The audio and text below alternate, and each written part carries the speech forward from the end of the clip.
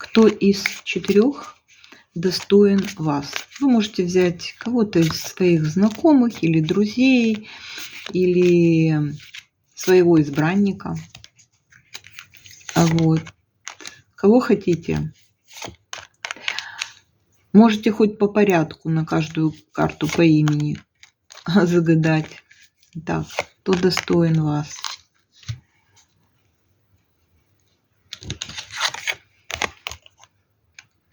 Первый вариант отвечает «да». Но при участии 2. То есть вы должны как бы протянуть руку этому человеку. А еще можно так сказать, равноценный вам человек. Второй вариант. Нет, тут уход и оборваны все связи. Третий вариант. Нет, вы себя ставите в безвыходную ситуацию. И четвертый вариант говорит «да» при участии 2.